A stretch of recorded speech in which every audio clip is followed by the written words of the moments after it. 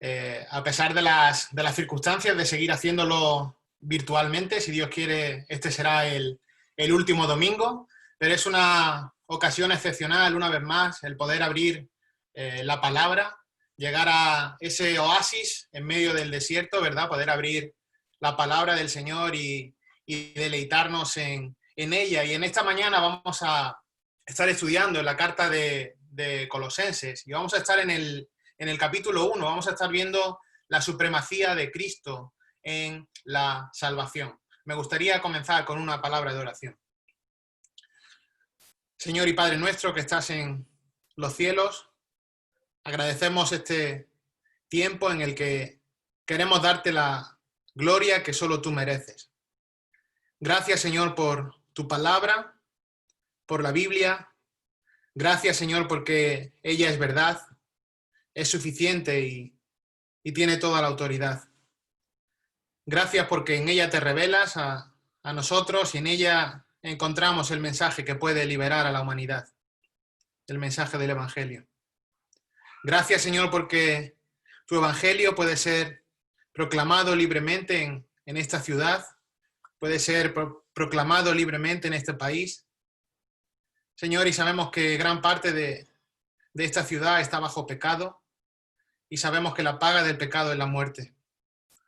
Tu palabra afirma, Señor, que no hay justo ni aun uno, que todos pecaron, que todos están destituidos de la gloria de Dios. Somos por naturaleza hijos de la ira y vivimos por naturaleza bajo el dominio y las maquinaciones de Satanás.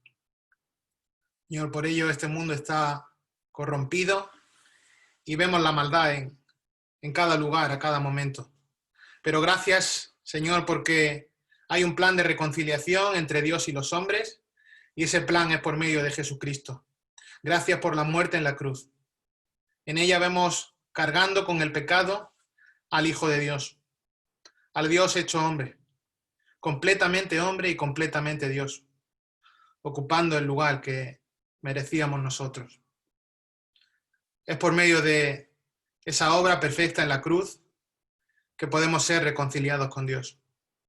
Sin derramamiento de sangre no había perdón de pecados. Gracias, Señor, porque en ti hay palabras de vida eterna. Gracias por enviar a Jesucristo a morir por nuestros pecados, para que todo aquel que en él cree no se pierda, sino que tenga vida eterna. Gracias, Señor, por la resurrección, que da primicia de que aquellos que creen y son salvos vivirán contigo por toda la eternidad. Señor, la salvación es completamente obra tuya y te pedimos que en tu soberanía y conforme a tu voluntad salves a aquellos que deben de ser salvos. Señor, que tú obres, que tú abras el entendimiento para que puedan entender la grandeza del Evangelio, que se humillen ante ti y se arrepientan de su pecado. Dios mío, gracias por cada uno de tus atributos que definen el perfecto carácter del Creador del cielo y la tierra, del único y gran Dios, 3 veces santo. Obra, Señor, en nuestros corazones en esta mañana por medio de tu palabra. Que esto nos anime, Señor, a reflexionar en la cruz de Cristo, a adorar a Cristo, a adorar a Dios. Que tu palabra pueda seguir siendo predicada, Señor, y que tú nos uses conforme al propósito que tengas para nosotros. A ti sea la gloria. En Cristo Jesús. Amén. Queridos hermanos, vamos a estar en esta mañana estudiando acerca de la supremacía de Cristo en la salvación. Y hay un documento que es necesario, que es imprescindible para cualquier persona que desea viajar de un país a otro, más allá de la Unión Europea. No importa cuál sea tu raza, no importa la economía que tengas y no importa la nacionalidad que ostentes. Necesitas el pasaporte. Nadie, absolutamente nadie, puede salir de un país y entrar en otro si no tiene su pasaporte en regla. Y se pueden ver en los pasaportes, en los aeropuertos, aquellos que habéis tenido ocasión de volar alguna vez, personas que no pueden embarcar en el avión por el simple hecho de que han olvidado su pasaporte, el pasaporte está caducado o no lo llevan encima.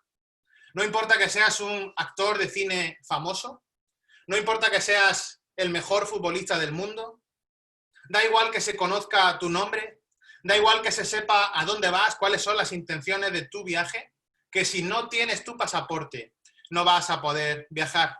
No es sustituible por el DNI, no es sustituible por un carnet, por cualquier otro documento oficial. El único documento válido para salir y entrar en el país es el pasaporte. Eso es todo cuanto necesitas. El pasaporte es suficiente para abandonar el país y es suficiente para entrar en otro. De la misma forma, queridos hermanos, el pasaje que hoy vamos a desarrollar en la carta de Pablo a los Colosenses nos señala que Cristo es suficiente para nuestra salvación. Cristo es suficiente para nuestra salvación. Y por conocer un poco acerca del contexto de esta carta, vemos que la iglesia a la cual va dirigida es la iglesia de Colosas. Es una iglesia que estaba situada en Frigia, era una provincia romana de Asia, en un territorio que actualmente lo podríamos situar en la zona de Turquía. Y era una ciudad, la ciudad de Colosas era una ciudad que en el siglo V a.C.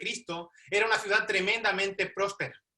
Pero que en este momento, en el que Pablo, movido por el Espíritu Santo, escribe la carta, en torno al 60-61 del siglo I después de Cristo, la ciudad estaba en un momento de declive. Ya no era esa ciudad próspera de 6 siglos antes, sino que era una ciudad que estaba entrando en declive.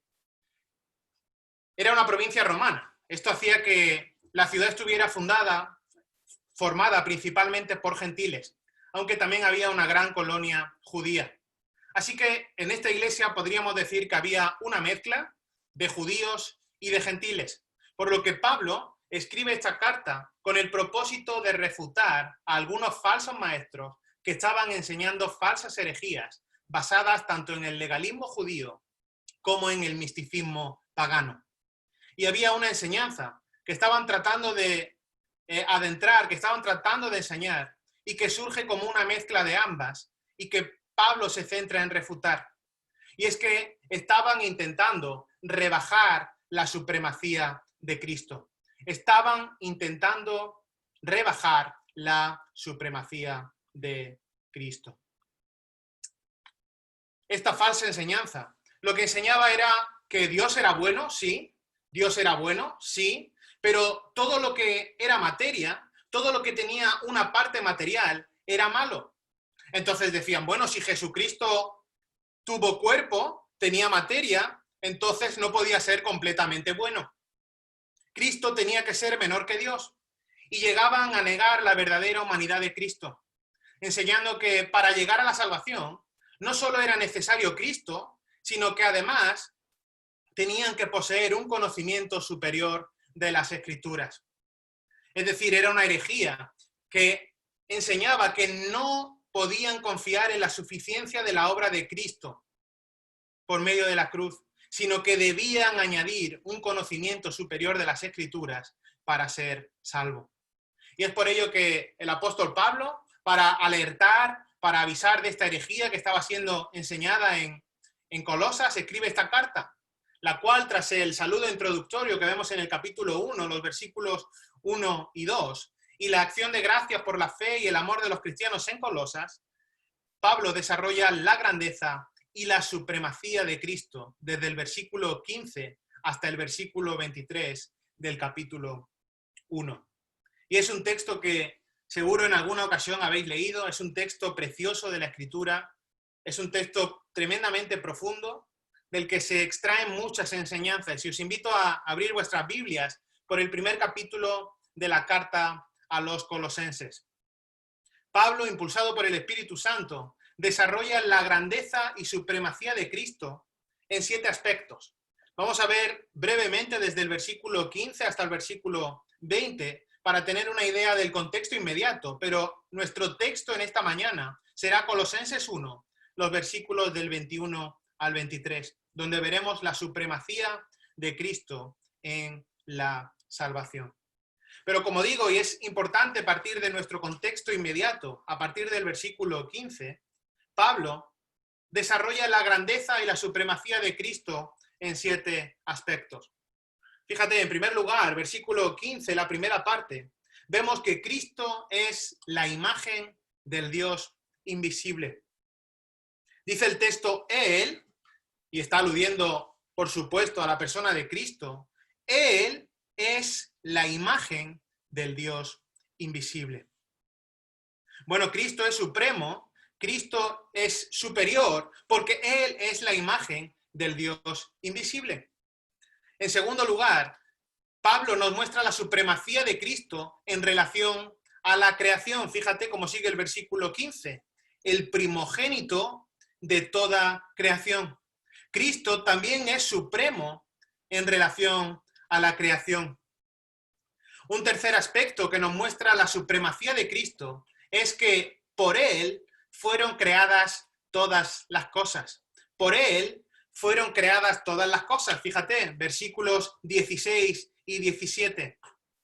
Dice así la palabra del Señor, porque en Él fueron creadas todas las cosas, las que hay en los cielos y las que hay en la tierra, visibles e invisibles, sean tronos, sean dominios, sean principados, sean potestades, todo fue creado por medio de Él y para Él. Y Él es antes de todas las cosas, y todas las cosas en Él subsisten.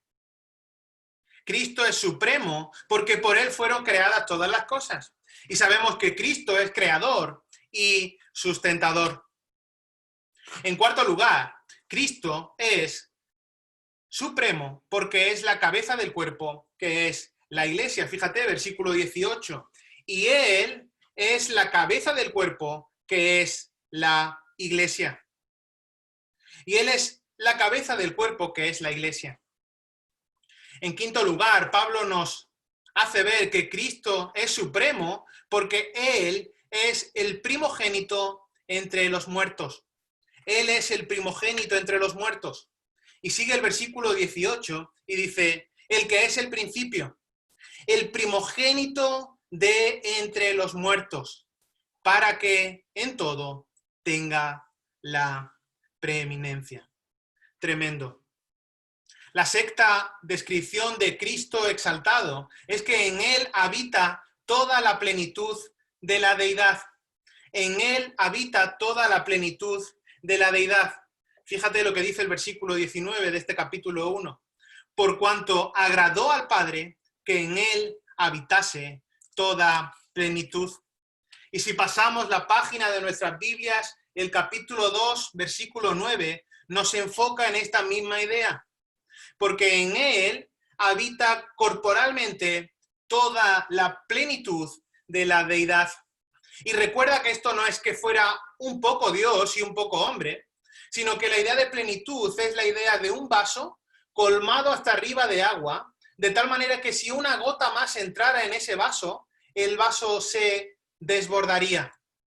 Esa es la idea de plenitud, completamente hombre y completamente Dios.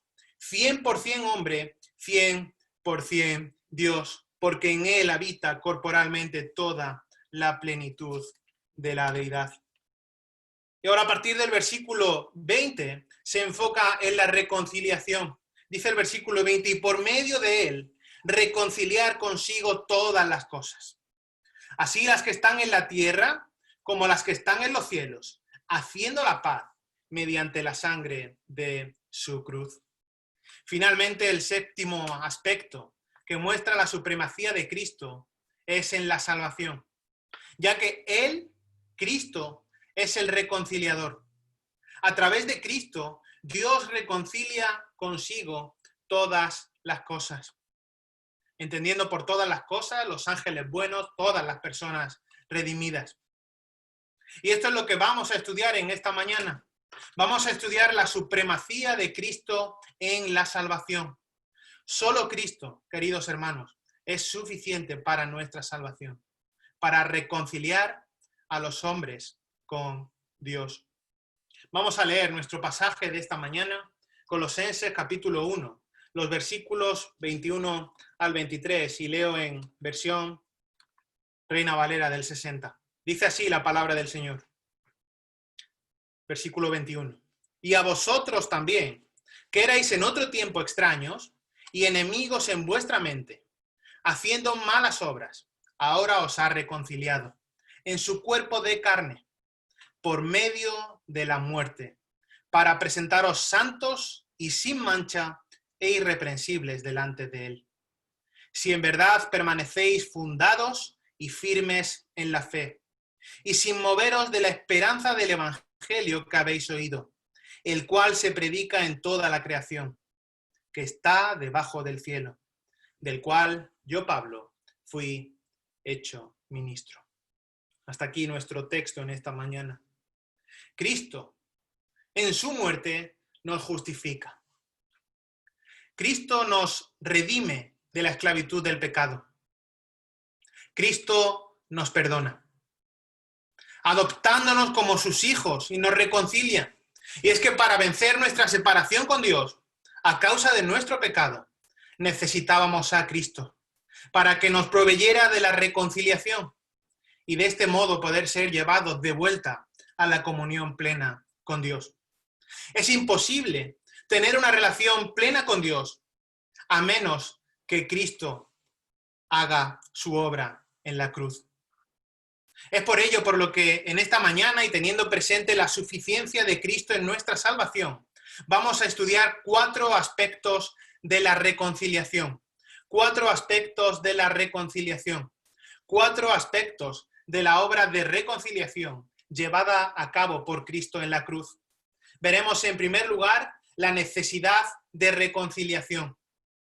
La necesidad de reconciliación. En segundo lugar, veremos el medio por el que somos reconciliados.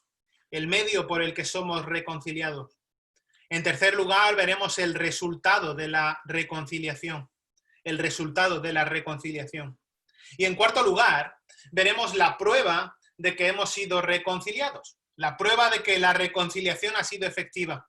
Así que en esta mañana vamos a estudiar la necesidad, el medio, el resultado y la prueba de la reconciliación. Vamos con la primera de ellas, la necesidad de reconciliación. Vamos al versículo 21, dice así: y a vosotros también, que erais en otro tiempo extraños y enemigos en vuestra mente, haciendo malas obras. Hasta aquí Pablo comienza describiendo la situación anterior de los colosenses. Una situación que no era particular de estas personas, sino que es la misma de todos nosotros y de todo hombre antes de haber sido reconciliado con Dios. Pablo señala que el ser humano se encuentra alejado completamente de Dios. Esto es una verdad a lo largo de toda la Escritura. Y un pasaje clave para ver esto puede ser Romanos capítulo 3, ¿verdad? Los versículos 10 al 12. En esos versículos se describe la situación de todo ser humano sin Dios. Dice así la palabra del Señor en Romanos capítulo 3, versículo 10. Como está escrito: no hay justo, ni aún uno. No hay quien entienda. No hay quien busque a Dios. Todos se desviaron. A una se hicieron inútiles. No hay quien haga lo bueno. No hay ni siquiera uno. Y llega a la conclusión de que el ser humano, como dice el versículo 23, dice: por cuanto todos pecaron, todo ser humano es pecador y están destituidos de la gloria de Dios. De la misma forma, no solamente el ser humano está alejado de Dios, sino que además son aborrecedores de Dios. Dice el texto: extraños y enemigos en vuestra mente. Es decir, que en su mente aborrecen a Dios y no llegan ni de lejos al parámetro de santidad porque aman las malas obras. Gloria a Dios si ves esto en tu vida como algo pasado. Gloria a Dios si entiendes que esta era tu vida antes de conocer a Cristo. Bueno, ¿cuáles son estas malas obras? Colosenses capítulo 3, los versículos 5 al 9, describen obras tales como estas. Dice el versículo 5 de Colosenses capítulo 3. Haced pues morir lo terrenal en vosotros: fornicación, impureza, pasiones desordenadas, malos deseos y avaricia, que es idolatría, cosas por las cuales la ira de Dios viene sobre los hijos de desobediencia, en los cuales vosotros también anduvisteis en otro tiempo cuando vivíais en ellas. Pero ahora, dejad también vosotros todas estas cosas: ira, enojo, malicia, blasfemia, palabras deshonestas en vuestra boca. No mintáis los unos a los otros, habiéndoos despojado del viejo hombre con sus hechos. Y Efesios capítulo 2 y versículo 3, de la misma manera señala cuál era nuestra naturaleza sin Cristo. Dice, entre los cuales también todos nosotros vivíamos en otro tiempo, en los deseos de nuestra carne, haciendo la voluntad de la carne y de los pensamientos, y éramos por naturaleza hijos de la ira, lo mismo que los demás. El propio profeta Isaías ya anunciaba en la antigüedad que los hombres se encuentran separados de Dios porque aman su pecado. Es por ello por lo que el apóstol Pablo les está recordando a estos que se encontraban en la iglesia de Colosas, que antes de haber sido salvos, había tenido un estado anterior. Y este es el estado en el que se encuentra toda persona que no ha nacido de nuevo. Este era el estado en el que nos encontramos tú y yo antes de haber nacido de nuevo. En la Biblia solamente hay dos tipos de personas.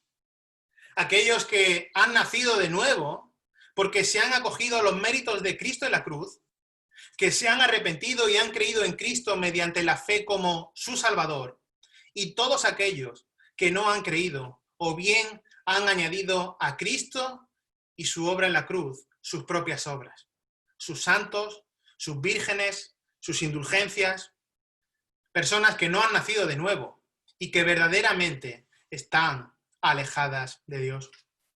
Primera de Corintios, Pablo dice, porque la palabra de la cruz es locura a los que se pierden. Y aquí está haciendo una separación radical entre estos dos grupos. Aquellos que la palabra de la cruz es locura, dice, porque la palabra de la cruz es locura a los que se pierden. Pero a los que se salvan, esto es a nosotros, es poder de Dios. Y toda persona está en uno de estos dos grupos. No hay un lugar intermedio en el que te puedes situar porque tus padres sean cristianos. No hay un lugar intermedio en el que te puedas situar porque vas cada domingo a la iglesia. No hay un lugar intermedio en el que te puedes situar porque tus hijos son cristianos, sino que has nacido de nuevo gracias a la obra soberana de Cristo en tu vida, al acogerte a los méritos de Cristo en la cruz, o sigues necesitando la obra regeneradora en tu vida. Y es por ello, por lo que ante la situación de pecado y de alejamiento del hombre con respecto a Dios, la obra de reconciliación de Cristo en la cruz era totalmente necesaria. Necesitamos a Cristo en nuestra salvación. No es que sea algo más, sino que nuestra situación es tan desesperada que necesitamos a Cristo. El problema no es de Dios, sino de cada ser humano a causa de nuestro pecado. El hombre, como acabamos de leer, espiritualmente está muerto y solo por medio de la obra de Cristo puede ser reconciliado con nuestro Creador. Podemos ser reconciliados con Dios. Dios, en su infinita misericordia, abre nuestro entendimiento, nos da un corazón arrepentido y por su gracia nos da una vida nueva en Él. Esa palabra que aparece ahí, reconciliados, en griego, la utiliza aquí Pablo solamente y se utiliza solamente 3 veces y nos da la idea de que es una reconciliación total respecto de nuestra condición anterior. Éramos enemigos de Dios, totalmente separados, totalmente distanciados de Dios. Y ahora, tras la obra de Cristo, tenemos la paz de Dios. Éramos enemigos y ahora somos amigos de Dios. No teníamos comunión con Dios y ahora experimentamos una comunión plena con Dios. Dios es el que inicia el cambio. Dios es el que obra para que se produzca la reconciliación. Y por medio de la preciosa obra de Cristo en la cruz, Dios vuelve su favor hacia nosotros. Por eso Charles Spurgeon escribió, y cito, Lo importante no es uno mismo, sino Cristo. No le pierdas de vista que su muerte, su agonía, sus suspiros, sus sufrimientos, sus méritos, sus glorias, su intercesión estén frescos en tu mente. Cuando despiertes por la mañana, busca a Cristo. Cuando te acuestes por la noche, busca a Cristo. Fin de la cita. Así que era necesaria la obra de Cristo. Y una vez vista la necesidad de reconciliación, vamos a adentrarnos en el segundo aspecto de la reconciliación.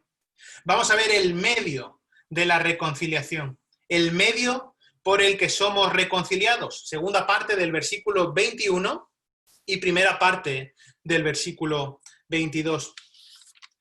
El medio de la reconciliación. Dice así la palabra del Señor.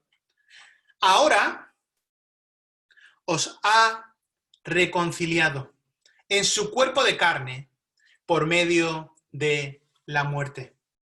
Ahora os ha reconciliado en su cuerpo de carne por medio de la muerte. Y hemos visto que la reconciliación es un cambio en la relación del pecador con Dios, ya que Dios no toma en cuenta a los hombres sus transgresiones, ¿verdad? Esto es lo que dice 2 Corintios 5:19.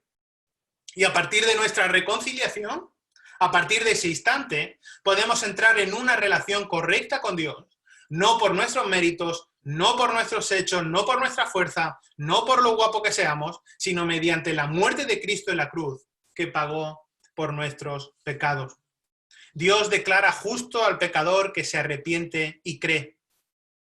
Esto significa que ya no tiene en cuenta sus pecados, porque ahora toda esa maldad, todo ese pecado está cubierto por la justicia de Cristo, siendo Cristo el único sacrificio aceptable y perfecto. Así que cada uno de nosotros, ya fuéramos mejores o peores humanamente hablando, ya fuéramos sevillanos, jienenses, madrileños, norteamericanos, todos y cada uno de nosotros necesitábamos la justicia de Cristo para ser conformados conforme al estándar perfecto de Dios. Dios demanda de cada uno de nosotros que seamos perfectos conforme a su santidad. No una santidad conforme a la sociedad, conforme a los estándares y patrones que nos marca el siglo XXI, sino una santidad al mismo nivel que Dios. Por supuesto, humanamente hablando, es imposible alcanzar este estándar. Y es por ello, por lo que nadie puede ser salvo por sus propios méritos. Nadie puede ser salvo por medio de sus obras. Nadie puede ser salvo por su generosidad, por su amabilidad, por su bondad, sino que dicha justicia solamente la podemos recibir por Cristo. Esta es la razón por la que Cristo nació de una virgen bajo la ley. Vivió conforme a la ley. Nunca desobedeció la ley. Estuvo durante más de 30 años viviendo en perfecta obediencia al Padre, conforme a su ley. De esta manera, Cristo logró una justicia real. Nosotros, por supuesto, no hemos alcanzado esta justicia, ni nunca la vamos a poder alcanzar por nosotros mismos, sino que Cristo lo ha hecho por nosotros. Esto es tremendo, hermanos. 2 Corintios 5:21 dice, al que no conoció pecado, por nosotros lo hizo pecado, para que nosotros fuésemos hechos justicia de Dios en él. Tremendo. Aquel que no conoció pecado, por nosotros lo hizo pecado. Esto es tremendo, queridos hermanos. Y esto nos humilla y nos lleva a los pies de Cristo para la gloria de Dios. Cristo y su obra en la cruz es el medio por el que somos reconciliados. Cristo es suficiente para salvar. La cruz de Cristo, su muerte y su resurrección es el único medio establecido por Dios para reconciliarnos con Él. Y cualquiera que quita, Cualquiera que sustituye o cualquiera que añade a la cruz es abominación para Dios. No podemos decir Cristo sí y la Virgen María también. Cristo más la Virgen de... Por allí tenemos en Bailén la Virgen de Zocueca. Cristo y todos los santos. Cristo y las indulgencias. Cristo y las obras. Cristo y un montón de sacrificios. No, queridos hermanos. Todo eso es abominación para Dios, porque solo Cristo salva. Imaginaros por un instante que Laura y yo, cuando avancemos en el proceso de desescalada, os invitamos a comer a casa. Además, una casa que todavía Sofía permite que las paredes estén blancas. Ya llevamos poco tiempo aquí. Pero imaginamos que os invitamos a cenar a casa. Y el único requisito que pedimos para asistir es que vengáis a dicha cena, a dicha comida, en zapatillas de deporte. Sí, es mi casa y nosotros podemos poner las condiciones. Puedes pensar que ir en zapatillas de deporte a una cena no es algo correcto. Podrías llamarnos, intentar preguntarnos si puedes venir con otro calzado más fresquito o con tu mejor calzado de piel, con tu tacón de salón, pero te vamos a decir que no. Solo zapatillas de deporte. La única forma de venir a cenar a nuestra casa es con zapatillas. De la misma forma, y entended el símil y la comparación, de la misma forma que solo puedes llegar a Cristo, alcanzar la salvación por medio de la cruz de Cristo. Aunque no lo llegaras a entender, solo es gracias a la obra de Cristo. Esta es la única forma válida, ya que Cristo fue el sacrificio perfecto que satisfizo toda la ira de Dios. No hay otra forma, solo Cristo. Por tanto, aquellos que hemos nacido de nuevo, el único mensaje que debemos de proclamar es un mensaje simple. Es el mensaje de Cristo en la cruz. El mensaje de que Cristo vino al mundo en obediencia al Padre y que aquel que se arrepiente y cree acogiéndose a los méritos de Jesús es salvo. No hay otro mensaje más allá del mensaje de Cristo y su obra en la cruz.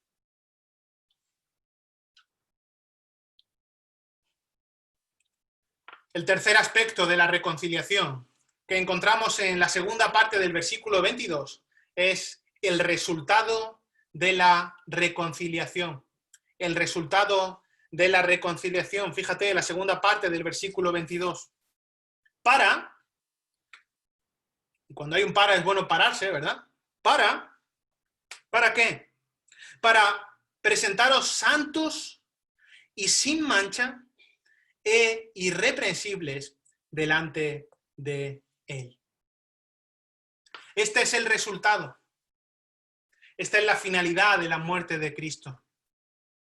El que es nacido de nuevo espiritualmente, aquel que Dios salva, aquel que se arrepiente de sus pecados y cree en Cristo como su Salvador, es santo.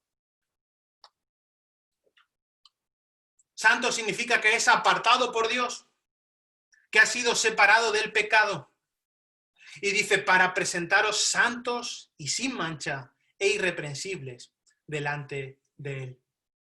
Este es el resultado de la cruz de Cristo, de la unión del creyente con Cristo en su muerte y resurrección. Dios considera a los cristianos tan santos como su Hijo. Y esto es lo que nos señala Efesios capítulo 1, versículo 4, ¿verdad? Es la misma idea. Según nos escogió en Él antes de la fundación del mundo, para que fuéramos santos y sin mancha delante de Él. Santos y sin mancha delante de Él. El creyente ya, en esta vida, desde ya, debe de caracterizarse por tener una nueva conducta en Cristo, donde busca la semejanza a su Salvador, separarse cada vez más de su vieja naturaleza y crecer más en conformidad a la vida de Cristo. Y esto tampoco es por sus méritos, sino que es solamente debido a la obra espiritual que se produce en el interior cuando el Señor Jesucristo obra en el hombre por medio del Espíritu Santo, una vez reconciliado con Dios. Es por ello por lo que, como santos, como apartados de Dios, debemos de tener el hábito de tener el mismo sentir que Dios. Y esta es la aplicación para nosotros, que debemos de vivir renunciando a todo pecado y debemos de buscar hacer la voluntad revelada por Dios en su palabra, ya que por medio de ella vamos a crecer en santidad. Sabemos que la palabra de Dios es nuestra máxima autoridad y que es suficiente para cada área de nuestra vida. Entonces, crezcamos en la palabra. Estudiemos la palabra, porque mientras la estudiamos, vamos a conocer más y más a nuestro Creador. Vamos a conocer más y más a nuestro Salvador. Y por tanto vamos a ser más como Él es. De la misma forma, los cristianos también quedan sin mancha, sin culpa. Esta es la idea de quedar sin defecto. Y ahora ya somos irreprensibles, ya que no le van a poder acusar de nada, ni van a poder presentar denuncia contra él. Sin culpa, sin defecto. Y esto no es tampoco por lo bueno que eres tú, sino que es debido a la muerte de Cristo en la cruz. Gracias a la obra perfecta de Cristo en la cruz, los creyentes quedamos libres de toda acusación. Por eso Pablo en Romanos 8 dice, ¿quién acusará a los escogidos de Dios? ¿Quién? Dios es el que justifica. Y esta santidad es inmediata. Aunque aún continuamos cada día batallando con el pecado, ¿verdad? Desde que nos levantamos, de hecho, de pensamiento. Y esto es cierto porque estamos en nuestro cuerpo de carne. Pero la santidad es inmediata. Somos santos. Ahora el pecado ya no domina nuestra vida. Y cuando estemos delante de Cristo, cuando seamos glorificados, esta santidad va a ser una realidad al 100%. Tremendo, queridos hermanos. Para presentaros santos y sin mancha e irreprensibles delante de Él. No te van a poder señalar a causa de tu pecado. Estás sin defecto ante Dios. Has sido apartado por Cristo. Y esto solo fue gracias a la obra de Cristo en la cruz. Tremendo. Así que una vez estudiada en primer lugar la necesidad de la reconciliación, en segundo lugar el medio y el resultado de esta reconciliación, vamos a estudiar en cuarto y último aspecto de nuestra reconciliación. Es la prueba de la reconciliación. La prueba de que hemos sido reconciliados. Versículo 23. Veamos la prueba de la reconciliación. Dice así el texto. Si en verdad permanecéis fundados y firmes en la fe, y sin moveros de la esperanza del Evangelio que habéis oído, el cual se predica en toda la creación que está debajo del cielo, del cual yo, Pablo, fui hecho ministro. Para entender bien estas palabras, que pueden parecer complejas desde una primera visión, debemos de saber a quién se estaba dirigiendo el apóstol Pablo. Y él se estaba dirigiendo a un grupo de personas que no conocía personalmente. Recuerda que él nunca había estado en Colosas, sino que había sido Epafras el que había fundado allí la iglesia. Y era un grupo de personas que profesaba ser creyente, pero que él verdaderamente no conocía el estado real del corazón de esas personas. Podía haber alguno en la iglesia de Colosas que se había unido al grupito por compañerismo con la iglesia. Algunos podían haber profesado incluso que tenían fe en Jesucristo, incluso habían podido ser bautizados, aunque verdaderamente nunca habían tenido una verdadera fe que salva. ¿Cómo podía Pablo distinguir a tales personas de los verdaderos creyentes? ¿Cómo podría Pablo darles una falsa seguridad? Seguridad de que iban a ser salvos eternamente, cuando en realidad no lo iban a ser, si no iban al verdadero arrepentimiento por la fe. El apóstol Pablo sabía que aquellos cuya fe no es real, cuya fe no es genuina, cuya fe es vacía, a lo largo dejarán de participar en la comunión de la iglesia. Hay personas que pueden estar unidas al ritmo de la iglesia solo para cumplir un objetivo, solo para cumplir una finalidad, solo por sentirse bien temporalmente, solo por agradar a su marido, solo por agradar a su hijo, solo por agradar a su padre. Y por eso Pablo sabe y es consciente de que estas personas cuya fe no es real, a la larga van a dejar de participar en la comunión de la iglesia.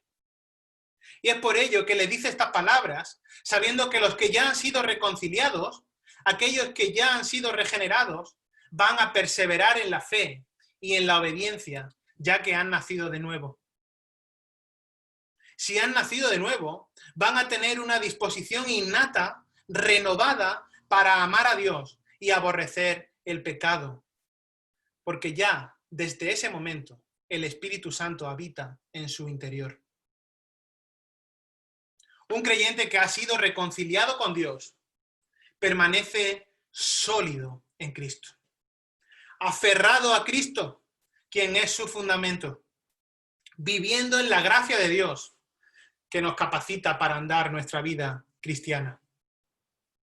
Es por ello por lo que la palabra de Dios debe ser central en nuestra vida. Pero aquel cuya fe no es real, aquel cuya fe no es genuina, aquellos que no permanecen fundados y firmes en la fe, aquellos que de vez en cuando les da por moverse de la esperanza del Evangelio, aquellos que creen que pueden apartarse de Cristo y cuando vengan los malos momentos acercarse, están dando buena prueba de que su fe genuina no existe, no es real. Un creyente verdadero permanece sólido en Cristo. Va a pecar, va a tener momentos de debilidad, vamos a tener aflicción, pero nuestro fundamento permanece en Cristo y vivimos en la gracia de Dios, que es lo que nos permite andar nuestra vida cristiana. Dice Hechos, capítulo 20, versículo 32, que la palabra de Dios es poderosa para edificarnos, que la palabra inspirada, la palabra de Dios que sabemos que es inerrante, que es infalible, que tiene toda autoridad, esa palabra debe ser nuestro alimento, nuestra manera de estar y de conocer a Cristo. Debemos aferrarnos a Él, depositar nuestro fundamento sólido en Cristo y solo Cristo. Si a Cristo añades un patrón humano, vas a errar. Cristo y solo Cristo debe ser tu fundamento. Y por eso en este versículo 23 dice, si en verdad permanecéis fundados y firmes en la fe y sin moveros de la esperanza del Evangelio que habéis oído. Mateo capítulo 24, versículo 13 nos ilustra esto también de forma clara y sencilla. Un versículo muy conocido, pero, y es un pero maravilloso, es un pero de contraste, pero el que persevere hasta el fin, ese será salvo. Tremendo. El que persevere hasta el fin, ese será salvo. Y todos aquellos que hemos nacido de nuevo, todos aquellos que nacen de nuevo, no por sus obras, sino acogiéndose a los méritos de Cristo en la cruz, van a perseverar hasta el fin. Y tienen la certeza que vivirán en el cielo para siempre. Puesto que la palabra de Dios nos enseña que Dios afianza nuestra perseverancia. ya que aquellos que hemos sido verdaderamente reconciliados, somos guardados por el poder del Espíritu mediante la fe. Esta es la idea de Primera de Pedro, capítulo 1. Primera de Pedro, capítulo 1 y versículo 5.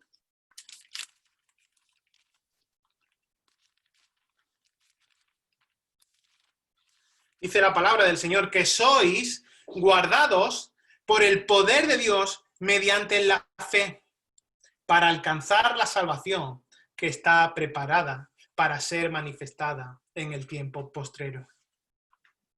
Aquellos que verdaderamente hemos experimentado la reconciliación con Dios, somos guardados.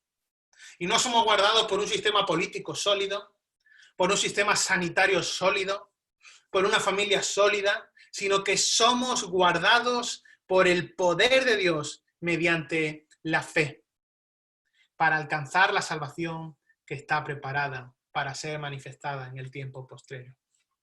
Sabemos que nuestra perspectiva está en la eternidad. Por tanto, queridos hermanos, todos los que se apartan de Cristo dan prueba de que jamás han sido verdaderos creyentes en Cristo, que jamás se acogieron a los méritos de Jesús en la cruz.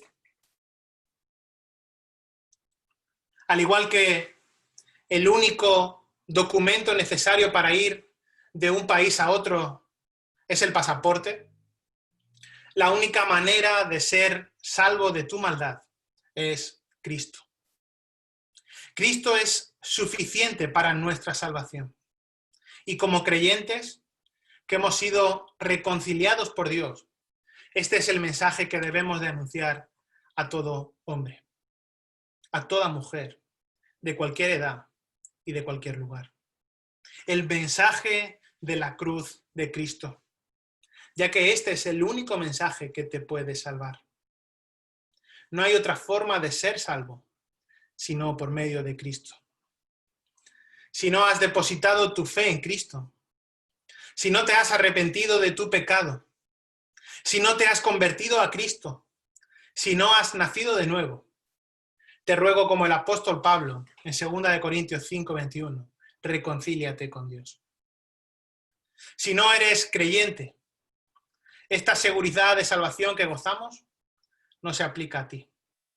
Y hoy te invito a que entregues tu vida a Cristo. Si eres un pecador, la paga del pecado, de acuerdo con Romanos capítulo 6, es la muerte. Pero Dios envió a Cristo, a su Hijo único, a su unigénito, para ocupar tu lugar en la cruz. Hoy necesitas acudir a Cristo. Necesitas acogerte a los méritos de Cristo. Y esta es la oferta de salvación de Dios.